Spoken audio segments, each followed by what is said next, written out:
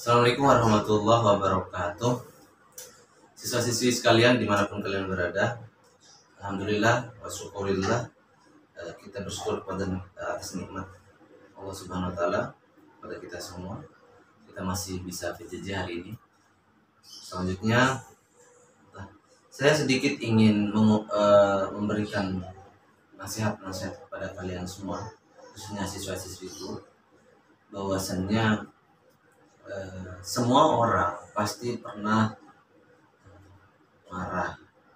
Semua orang pasti pernah bermasalah. Semua orang pasti diuji setiap kehidupannya. Namun sebagai manusia kita memang tidak pernah bisa sadar itu.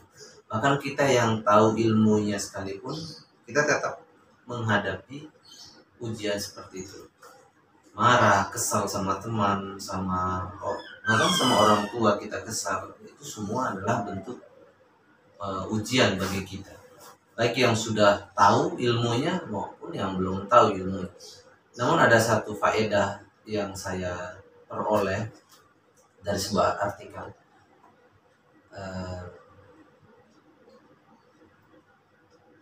seekor ular dan manusia. Mereka berdua ini adalah sama-sama makhluk.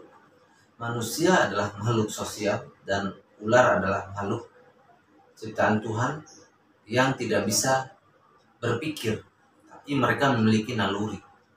Dan kedua makhluk ini memiliki sifat atau tabiat, atau masing-masing memiliki karakternya. Manusia punya kelebihan, bahkan dalam Al-Quran sekalipun adalah makhluk yang paling sempurna. Manusia adalah makhluk yang paling sempurna, sedangkan ular adalah makhluk yang tidak berakal namun memiliki naluri. Nah, sifat ular adalah menggigit dan mematok. Menggigit ya, sifat ular adalah menggigit.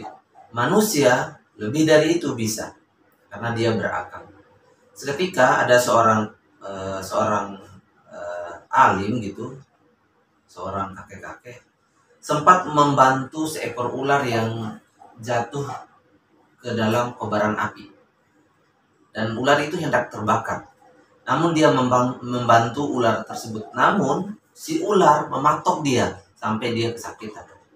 Tetapi seorang alim ini tetap membantu ular tersebut sampai ia ditanya oleh seseorang, "Wahai Bapak," misalnya, "wahai Bapak, kenapa engkau membantu ular tersebut sedangkan ular tersebut sudah menggigitmu?" Si Bapak ini menjawab, "Ular memang sifatnya menggigit, dan saya adalah makhluk yang sosial dan makhluk yang harus membantu. Saya harus tetap dalam kebaikan meskipun saya harus digigit oleh ular tersebut, karena dia tidak bisa berpikir." Ini adalah salah satu faedah penting yang dimana kita, meskipun kita berniat baik, tidak selamanya akan direspon baik. Meskipun kita sudah berbuat sangat baik kepada seseorang, tapi malah dibalas dengan yang tidak sesuai dengan yang kita inginkan. Kenapa sifat ular ini adalah menggigit? Ada satu faedah lagi. Ular ini hendak masuk di salah satu celah-celahan tempat tukang kayu, mebel gitu. Dia masuk. Nah, pada saat dia masuk ke lorongnya, ekornya itu mengenai gergaji. Kalian tahu gergaji kan? Tajam, mengenai gergaji. Karena dia merasa sakit karena kena dengan gergaji itu, akhirnya dia mematok gergaji itu. Karena gergaji ini tidak respon dengan dia karena dia kesal, tidak habis itu, malah dia melilit gergaji tersebut sampai akhirnya tubuhnya sekalipun ditusuk, semakin dia melilit gergaji itu semakin sakit, semakin terluka badan si ular tersebut, atau si ular tersebut semakin terluka. Artinya apa? Kalau kita dimarahi oleh orang, atau kita dicerca oleh orang atau kita dimusuhi oleh orang, kita harus sabar, tidak boleh membalas. Bukan orang yang kita balas itu yang akan terluka, malah kita sendiri yang akan terluka sebabnya. Ini adalah dua faedah dari kisah ular untuk membedakan kita adalah sama-sama makhluk, tapi bedanya ular dengan manusia adalah manusia adalah makhluk sosial, sedangkan ular adalah makhluk yang tidak berakal namun memiliki naluri. Adik-adik sekalian atau siswa-siswi sekalian, anak-anak sekalian yang Pak Hujrin banggakan, saya sangat berharap sekali kalian semua ikut PJJ saya. Tidak hanya saya, semua mata pelajaran lain juga kalian harus ikut. Karena poin penting, setiap PJJ kami tidak akan, atau lebih khususnya saya tidak akan pernah menyia-nyiakan kalian. Nah, setiap PJJ saya selalu memberikan nilai. Jadi jangan mengira PJJ kalian itu tidak ada manfaatnya. Ada nilainya semua. Semuanya berdasarkan ada tanggalnya, ada ininya. Jadi tidak sembarangan. Ketika kalian berpikir kalau kita capek-capek PJJ, enggak, kita koreksi. Lebih-lebih saya tidak akan membuat siswa saya capek begitu saja tanpa harus ada makna, ada manfaat dari mereka untuk mereka sendiri yang mereka dapatkan dari saya. Karena kewajiban kalian semua sebagai siswa saya adalah belajar, dan PJJ kewajiban saya adalah hak kalian adalah memperoleh nilai dari saya, dan saya harus wajib memberikan hak kalian itu selama kalian mengikuti PJJ kami. Ini adalah poin penting. Baik siswa-siswiku dimanapun kalian berada, saya sangat bangga sekali bisa mengajar kalian. Alhamdulillah sampai hari ini saya bisa mengajar kalian, meskipun untuk kelas 7 saya belum bertatap muka. Ya barangkali kalian melihat saya di luar. Ya saya biasanya kalau saya di luar penampilannya kayak biasa ya, sesuai umur saya. Kadang kalau seandainya lagi ngirim paket gitu, pergi ngirim paket naik angkot, kadang juga jalan gitu. Ya masih tradisi kampung masih saya terapkan di sini. Ya semoga kalian tidak malu ketika bertemu dengan guru kalian di luar. Tegur saja. Jangan pernah menyimpan sesuatu hal yang membuat kalian sakit hati terhadap orang. Jangan pernah menyimpan, istilahnya yang kalian anggap buruk dari orang lain itu jangan pernah menyimpan di hati. Tetapi ingatlah keburukan kita agar kita selalu termotivasi untuk selalu berbuat baik. Oke, siswa-siswiku dimanapun kalian berada yang Pak Hujrin banggakan, saya akan mengawali pada kelas 7. Kita masih menyinggung di bab 5. Nanti kita akan masuk ke bab 6. Ya santai sajalah. Di sini saya akan langsung, kita masih membahas bab 5 ini mengenai kerjasama dalam bidang kehidupan yang saya sebutkan kemarin, yang saya bahas kemarin. Ya, ada beberapa poin-poin yang berkenaan dengan kerjasama. Jadi kerjasama ini seperti yang mungkin kalian pernah baca-baca buku saya, buku PKN kelas 7. Ada gambar di situ, gambar gotong royong dalam rangka penghijauan dan pembuatan jembatan. Ini menunjukkan bahwasannya kebutuhan sosial itu perlu pembangunan sosial. Makanya kenapa sekarang ini banyak pembangunan infrastruktur itu yang berbayar. Misalnya yang paling simpel dan yang sohor, yaitu yang paling viral gitu kan, tol. Misalnya tol. Kalau tol itu biasanya bayar atau enggak? Bayar. Karena apa? Sifatnya enggak gotong royong. Coba kalau gotong royong tidak akan dibayar. Contoh yang gotong royong mana lagi? Jalan umum. Jalan umum itu dari mana gotong royongnya? Dari pajak masyarakat. dari masyarakat untuk masyarakat, dari rakyat untuk rakyat. Kalian mungkin pernah mendengar faedah itu ya. Yang gotong royong lagi apa? Apa namanya? Tempat umum. Tempat-tempat umum itu mana? Pasar. Ada pasar individu dan ada pasar umum. Pasar umum itu berarti dari pajak rakyat. Memang dibangun itu uang pemerintah, tapi sebenarnya itu dari pajak rakyat. Ada juga yang berbayar belakang gitu. Kita pas lagi berdagang di pasar itu kita bayar per bulan, ada yang seperti itu. Itu artinya masih berlaku dari rakyat untuk rakyat. Tetap bersifat gotong royong. Yang lain lagi, misalnya di dunia kesehatan. Misalnya BPJS. BPJS itu berbayar secara individu tetapi dinikmati oleh semua orang. Fasilitas kesehatan itu masih dinikmati semua orang. Ini namanya sifat gotong royong. Nah, di antara kerjasama ini ada beberapa sub yang saya akan bahas pada kesempatan kali ini. Yang pertama adalah kerjasama dalam bidang kehidupan sosial politik. Ada banyak orang yang tidak paham politik, tapi dia hidup di dalam naungan politik. Kenapa saya katakan demikian? Tidaklah mungkin kita tidak pernah tersentuh oleh politik sedikit pun. Misalnya kita menggunakan tenaga kebersihan. Mungkin kita setiap hari buang sampah dan sampah itu ada petugas yang ngambil, ada petugasnya. Nah, kenapa ada kaitannya dengan politik? Nah, kenapa politik? Karena yang mengatur itu adalah RT, RW, dan RT, RW itu adalah politik juga gitu. Ini secara sederhana ya. Atau mungkin kalian pernah menerima dana bantuan sosial. Dana bantuan sosial ini dari mana? Dari politik. Kehidupan sosial berpolitik. Bukan berarti kita harus jurusan politik atau kita harus punya ilmu politik, nggak harus demikian. Dalam bidang kehidupan sosial politik itu nggak harus demikian.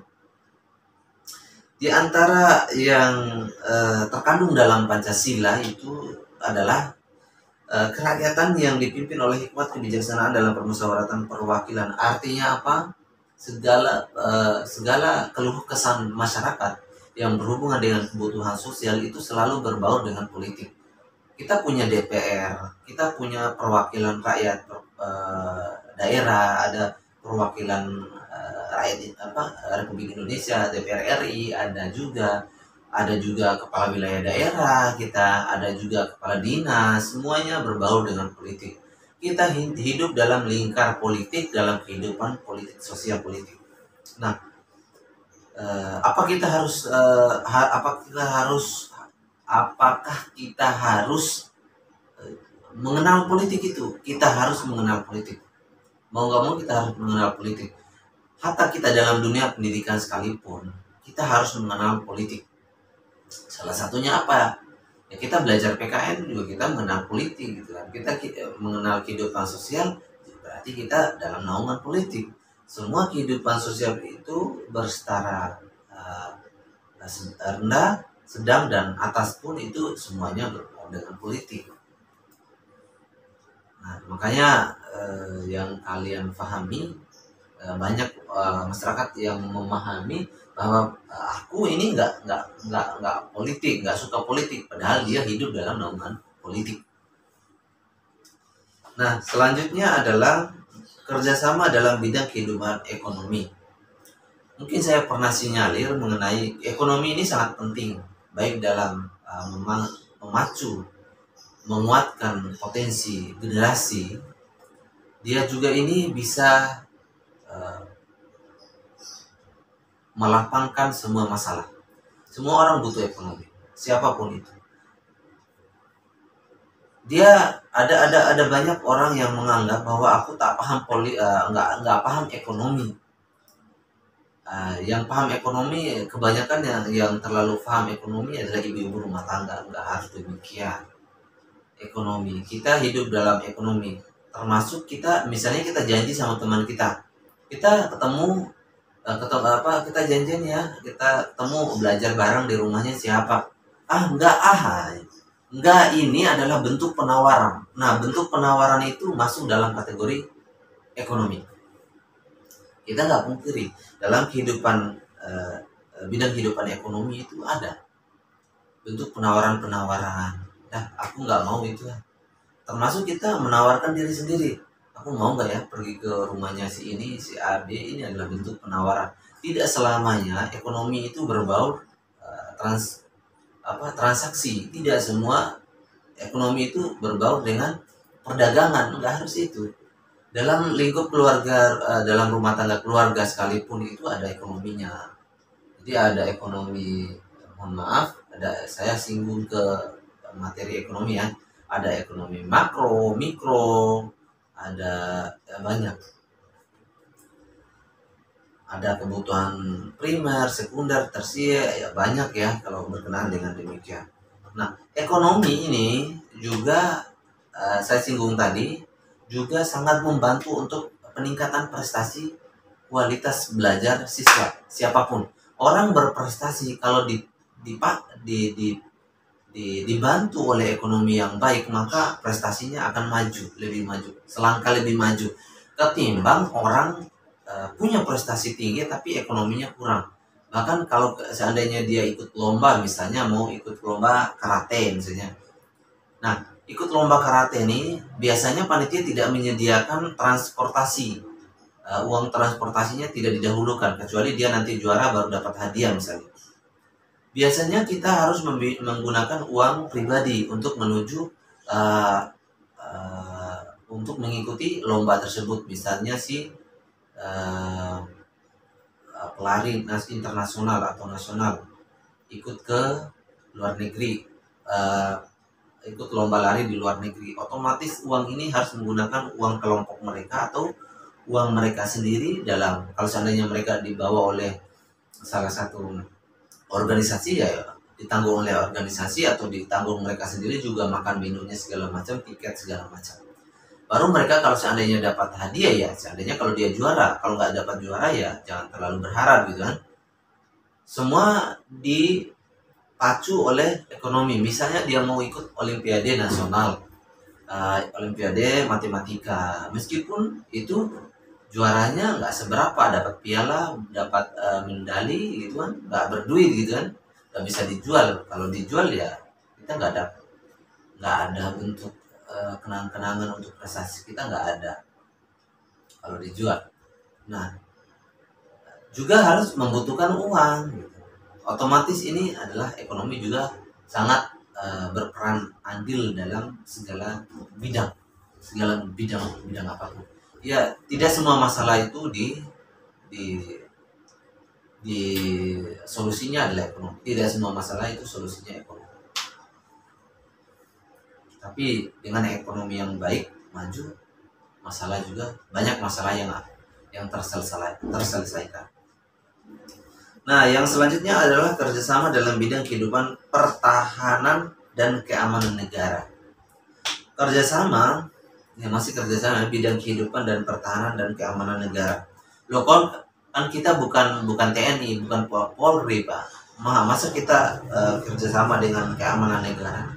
Salah satu musuh negara terbesar saat ini adalah narkoba. Ketika kita mampu menghindari penyalahgunaan narkoba, merupakan bagian dari kita membantu keamanan negara, keamanan kehidupan, pertahanan kehidupan generasi yang bersih dari narkoba. Ini saya himbau kepada siswa-siswi sekalian, tolong jangan pernah dekati yang namanya narkoba. Jangan pernah kalian dekati yang namanya narkoba. Yang pertama, merugikan diri sendiri, merugikan lingkungan, merugikan keluarga, merugikan masa depan kalian, merugikan negara. 5 yang rugi karena kalian menggunakan narkoba. Jadi tolong Pak Hujrin minta dengan sangat, jangan pernah mendekati yang namanya narkoba. Apalagi rokok, gak usah lah rokok. Gak penting juga Ya kalau kalian punya uang misalnya, nggak ngapain harus beli rokok, beli aja jajan, bagi-bagi sama teman, bisa dapat pahala gitu. Keamanan negara ini penting. Di antaranya adalah kurangnya kejahatan yang ada di negara kita tercinta ini. Kurangnya rakyat yang minta-minta. Biasanya minta-minta ini ada kebanyakan profesi. Profesi minta-minta itu banyak di Indonesia ini. Dan sebenarnya kita malu sekali ketika kita melihat ada orang minta-minta. Ya sebenarnya boleh-boleh, sah-sah saja sih ketika dia perlu kita minta. Karena ya boleh-boleh saja, memang itu dianjurkan. Wong istilahnya, mohon maaf, wong orang-orang hebat sekalipun, orang alim sekalipun itu pasti butuh orang lain sih.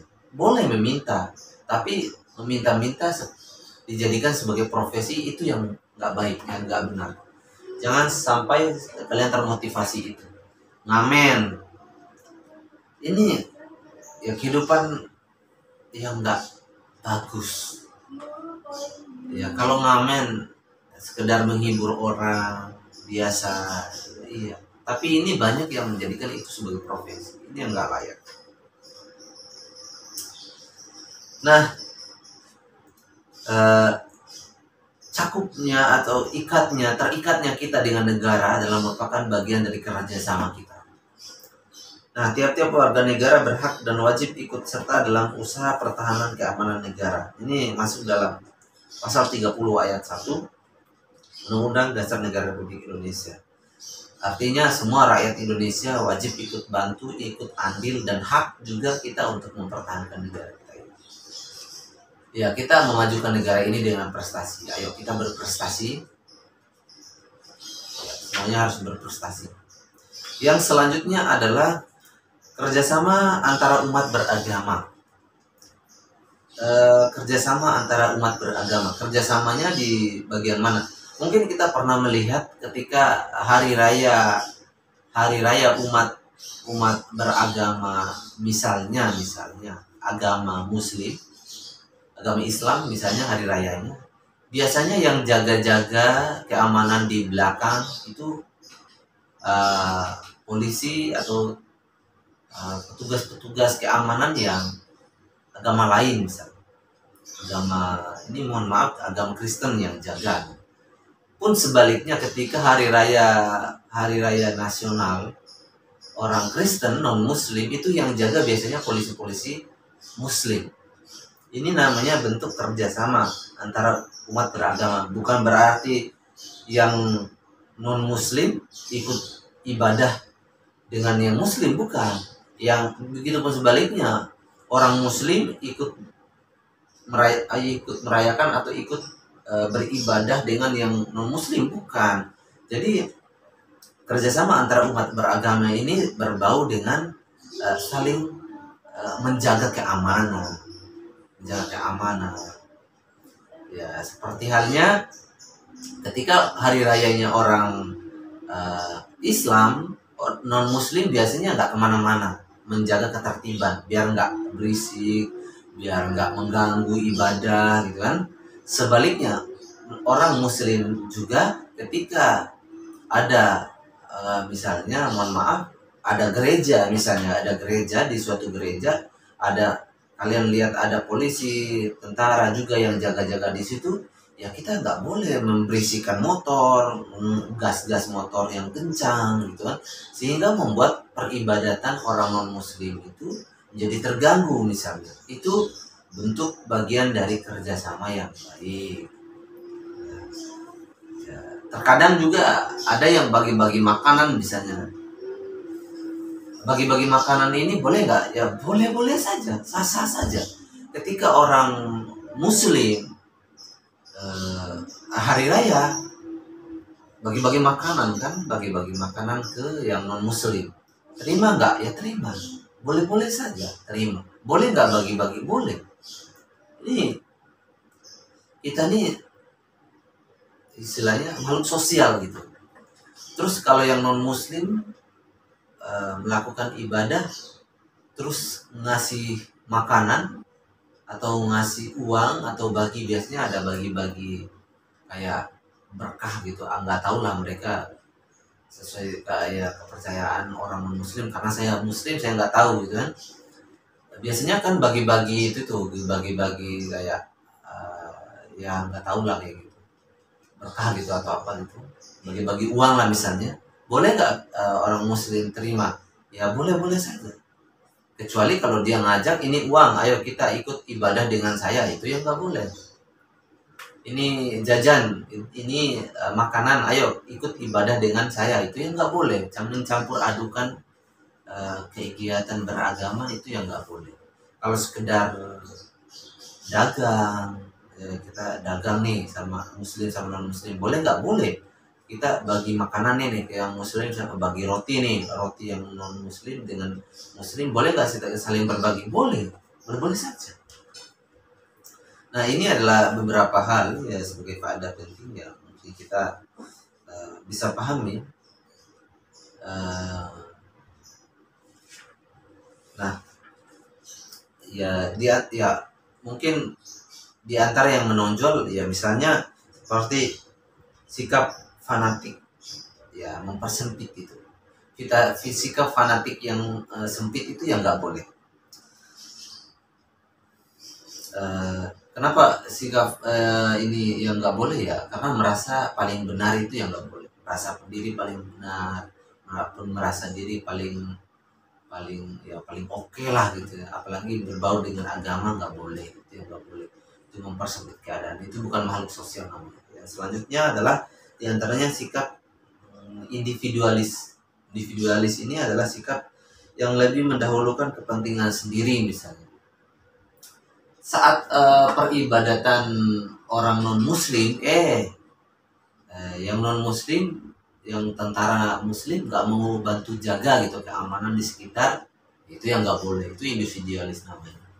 Atau enggak misalnya pada saat hari rayanya orang muslim, makanan banyak gitu kan, sedangkan non muslim ada sebagian yang butuh gitu, yang mau juga makan kayak gitu kan, mau bagi-bagi makan atau apa, terus nggak mau bagi gitu, itu namanya individualis.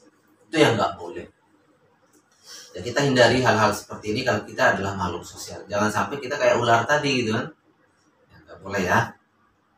Oke, siswa-siswi sekalian yang Pak Hujrin banggakan dimanapun kalian berada. Nah, bentuk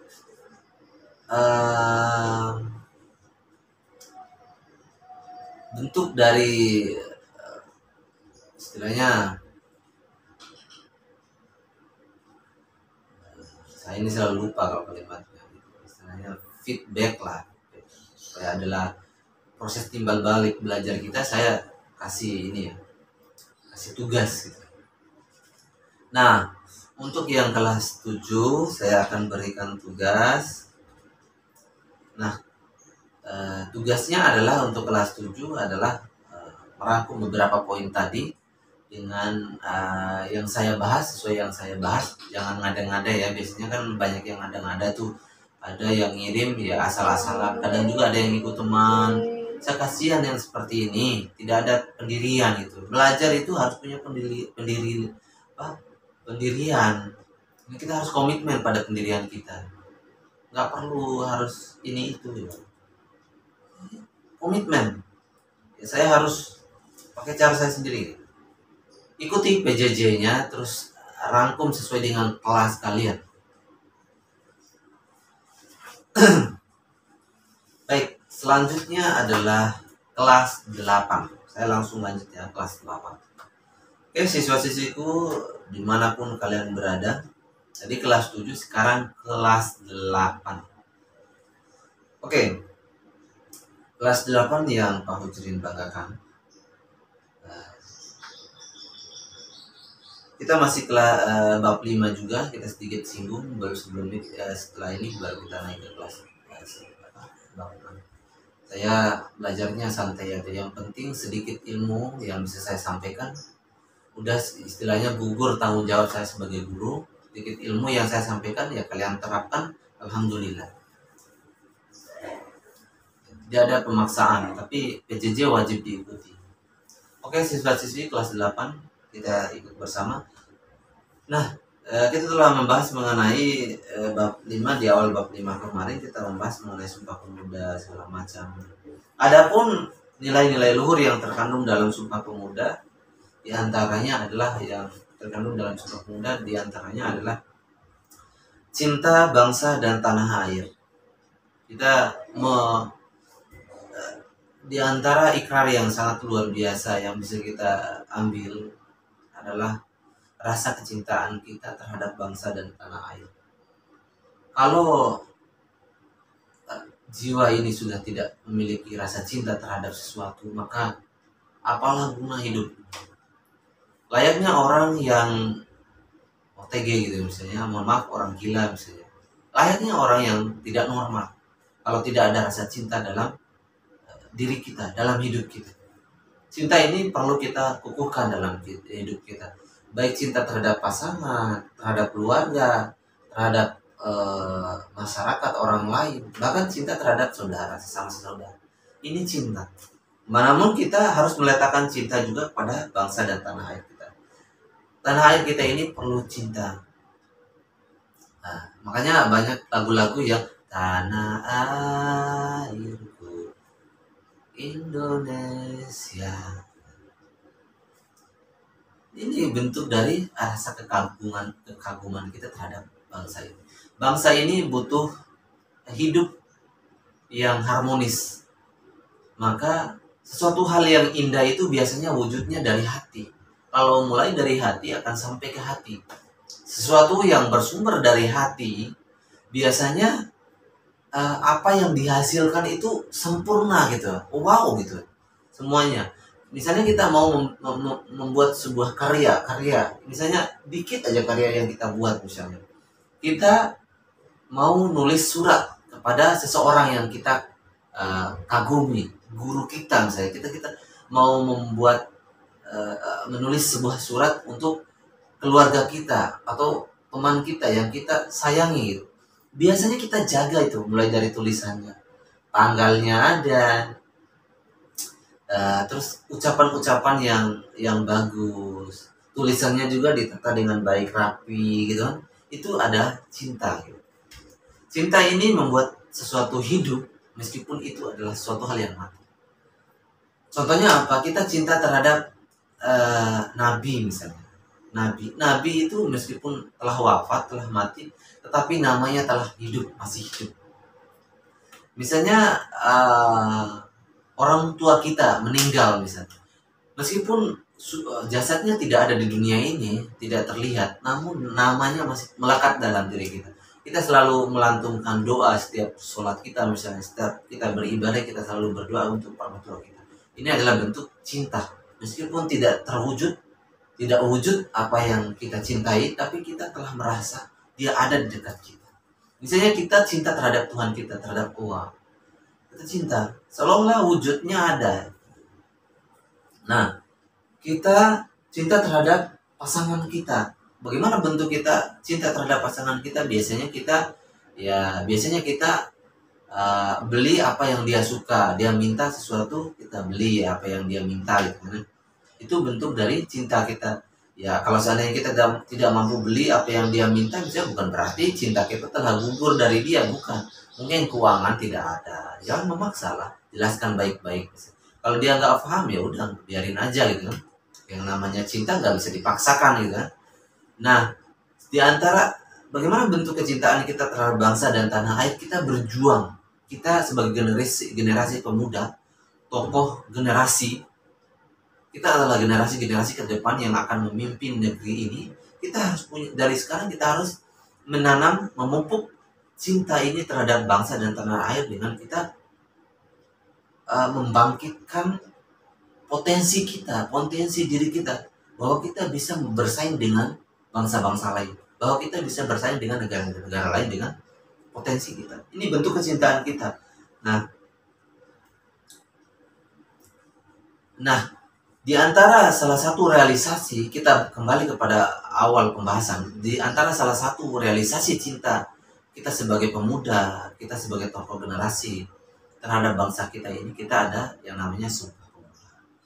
Ya, gampang ya kalau menghafalnya 28 kan. ada di setiap tanggal itu bisa. Itu adalah realisasi dari wujud dari cinta kita terhadap bangsa ini. Kita ada yang namanya Sumpah Pemuda. Nah, oke, siswiku sekalian yang Pak Hujirin banggakan. Yang selanjutnya adalah bentuk persatuan. Nilai-nilai luhurnya adalah persatuan. Nah, persatuan di mana? Ya, biasanya ada perkumpulan seperti organisasi ormas-ormas positif, pemuda positif,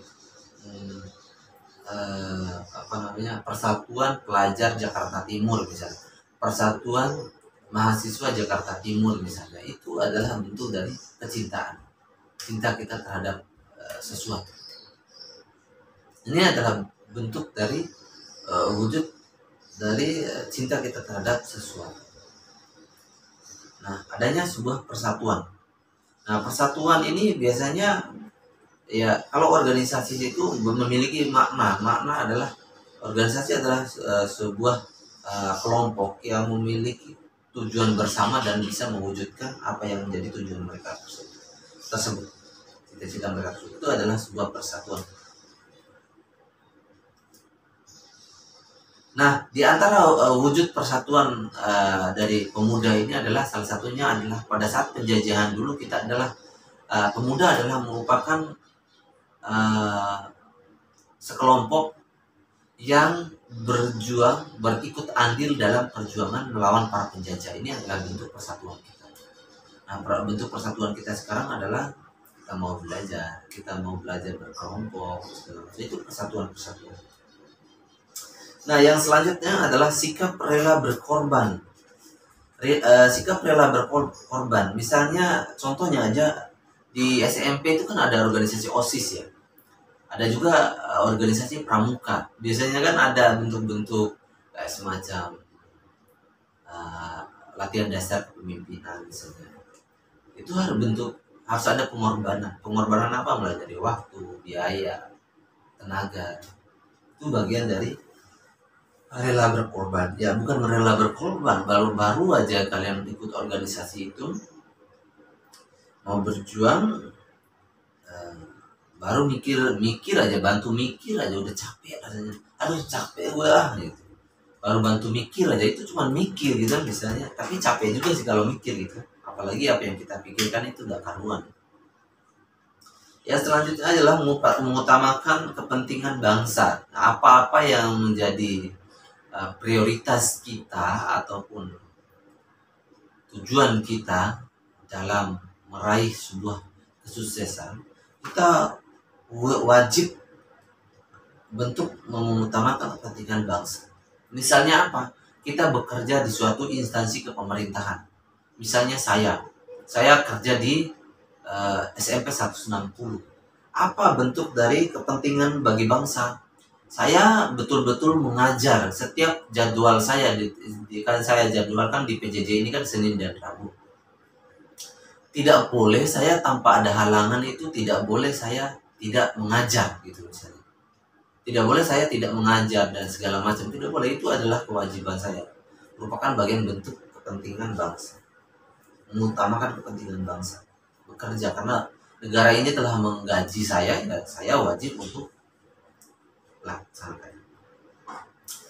Selanjutnya adalah dapat menerima dan menghargai perbedaan. Kita tahu sendiri adalah dalam sebuah organisasi besar itu ada perbedaan-perbedaan. Mulai dari perbedaan pendapat, perbedaan cara berpikir, perbedaan cara realisasi dan kerja, tapi tujuannya sama sih. Tujuannya sama. Misalnya kita mau ke Bogor. Ke Bogor ada yang pergi menggunakan jalan tol, ada juga yang pakai jalan umum, tapi nyampenya tetap ke Bogor gitu. Nah, ini adalah bentuk dari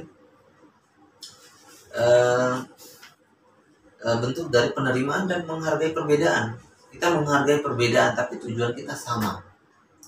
Kayak tadi ya, banyak orang yang cara berpikirnya beda. Bahkan dalam organisasi kalian seperti organisasi OSIS segala macam, PMI segala macam, itu banyak perbedaannya. Dan kalian harus bisa pahami teman kalian. Gak boleh harus memahami. Yang selanjutnya adalah semangat persaudaraan. Ini organisasi itu supaya kita ada ikat saudara. Kayak begini ya. Nih, kayak gini. Jangan bukan ikatan hubungan yang gelap aja. Biasanya siswa-siswi ada sebagian yang udah mulai main suka-sukaan, pacaran. Ya nggak boleh. Jangan sampai ke pacaran, itu membuka peluang zina misalnya. Ya, kalian pergi kemana-mana tanpa ada pantauan dari orang tua segala macam, nggak boleh. Nah, persaudaraan itu antara teman dengan teman. Misalnya kalian butuh tugas nih, sulit banget nih tugas, aku hubungi teman aku lah ini. Ini bentuk semangat persaudaraan, saling membantu. Tapi kita tetap bertanggung jawab apa yang kita upayakan kerjakan. Nah, selanjutnya adalah meningkatkan semangat gotong royong dan kerjasama. Ini yang terakhir untuk kelas 8. Ya, hal ini harus kita wujudkan, siswa-siswiku sekalian dimanapun kalian berada. Harus kita wujudkan. Karena apa? Nilai gotong royong ini hampir tak terlihat lagi di kehidupan sosial kita. Karena banyak orang yang memiliki kesibukan masing-masing, kesibukan pribadi segala macam. Bahkan sekarang hatta mati tetangganya, sekalipun tetangganya yang mati, ini misalnya di BTN ya, tetangganya meninggal aja di samping rumahnya nggak tahu. Ini nilai gotong royong yang hampir punah. Tapi ketika dia mau ikut jadi DPR segala macam, dia yang paling depan. Pada saat dia mau jadi gubernur segala macam, dia yang paling depan. Dia yang paling mau baik.